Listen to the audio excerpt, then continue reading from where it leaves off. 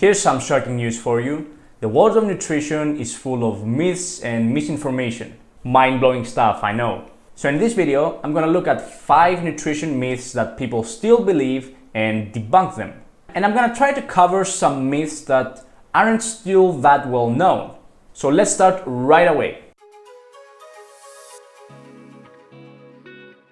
Okay, so starting off with myth number 1 is that small frequent meals will increase your metabolism.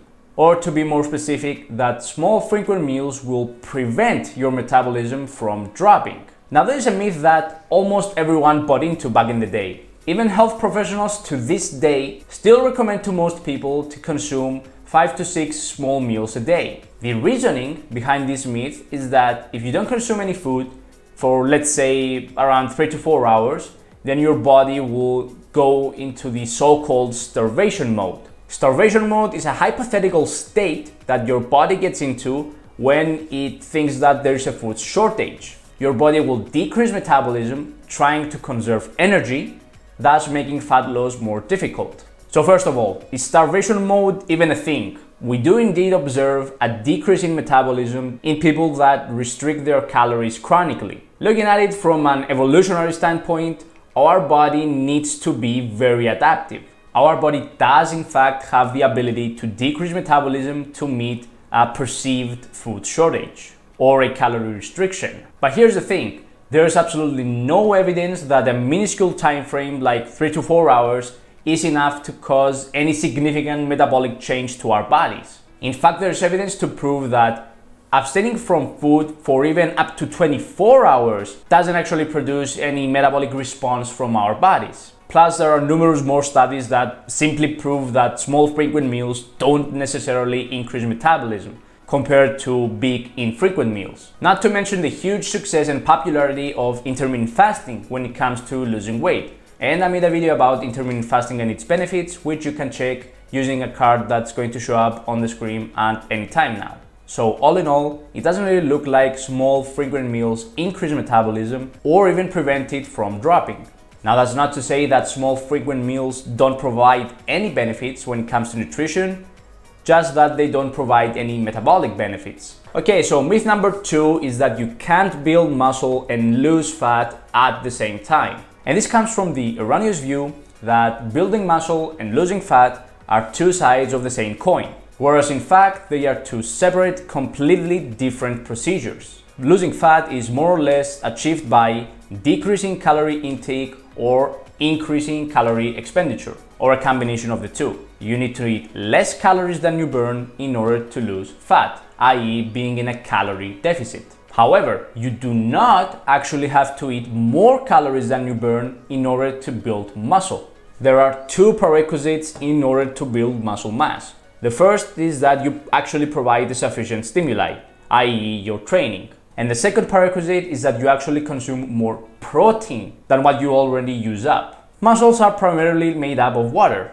and the lean muscle tissue is made up of proteins. So if you want to build muscle, then it stands to reason that you will need to consume more protein that your body already uses in order to meet its daily needs. Or else your body will simply not have enough protein in order to synthesize new muscle tissue. And it is absolutely true that building muscle requires energy. And the proponents of this myth state that you simply cannot build muscle if you do not have the extra energy in order to build it. But here's the problem. Breathing, moving, and even talking all require energy. And when was the last time that you had difficulty breathing because you were 500 calories under your daily maintenance? Never, right? This is because your body can easily go to its storage for the extra energy that it needs if it doesn't get it from food. Storage being muscle glycogen and fatty tissue. So it is entirely plausible that your body could just simply burn some fat in order to get the extra energy it needs in order to build muscle.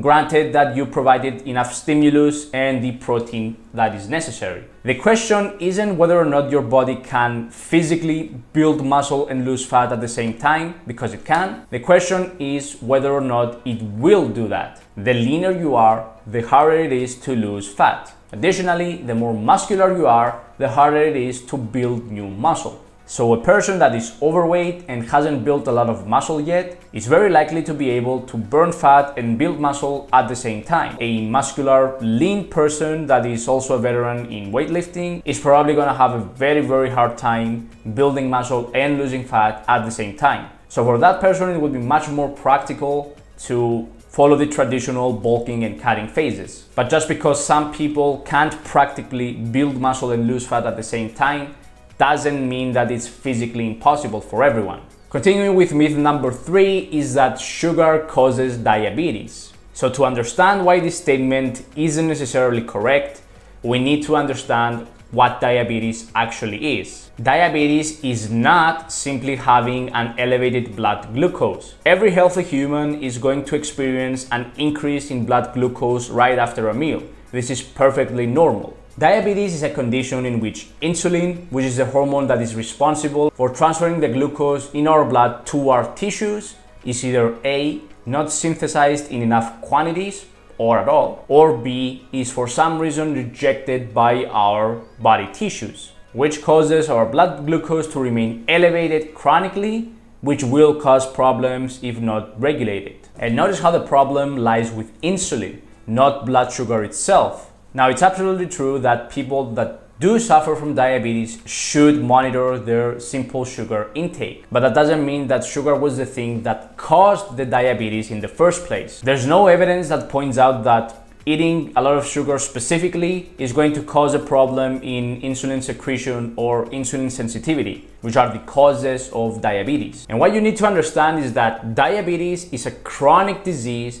and there's no one single culprit for its appearance. Instead, it has risk factors. And guys, as a small parenthesis, I'm referring to type 2 diabetes, which is the most common and is the one that appears in the later stages of life. Type 1 diabetes is a condition in which the immune system completely kills off the pancreas cells that produce insulin, and it's mostly hereditary. Type 2 diabetes is the one that we usually think about when referring to diabetes. And the most common risk factors about type 2 diabetes are obesity, lack of exercise, being of a later age, usually older than 45, and family history. And amusingly, sugar consumption specifically doesn't even count as a risk factor, at least not a direct one. Sugar, in fact, can promote the appearance of diabetes indirectly. Since obesity is a very important risk factor when it comes to diabetes, then sugar can in fact indirectly increase your risk of developing diabetes,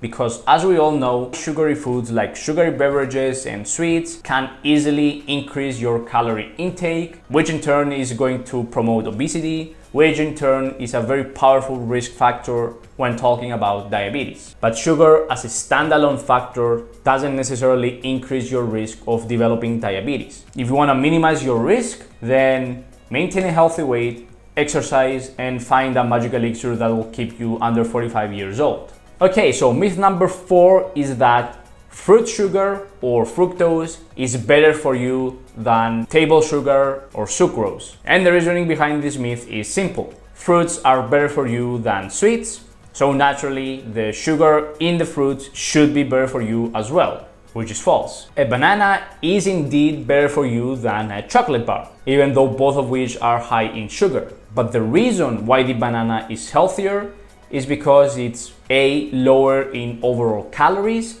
and B, higher in nutrients like potassium, magnesium, and antioxidants. Not because its sugar is necessarily better than the sugar found in chocolate. In fact, some studies point out that fructose may actually be worse for you than common table sugar or sucrose due to the way that it's metabolized. Now, does this mean that fruits are unhealthy? Of course not. Remember that when talking about how healthy a food is or even an overall diet, we always need to look at things wholly and within context. The sugar in fruits may be just as harmful as the sugar in sweets, but that doesn't mean that the fruit itself as a whole food isn't extremely beneficial. And finally, myth number 5 is that high protein diets will harm your kidneys. And this is a similar case with sugar and diabetes. People look at what a certain group of people must restrict, i.e. diabetics must restrict their sugar intake, and people that suffer from chronic renal disease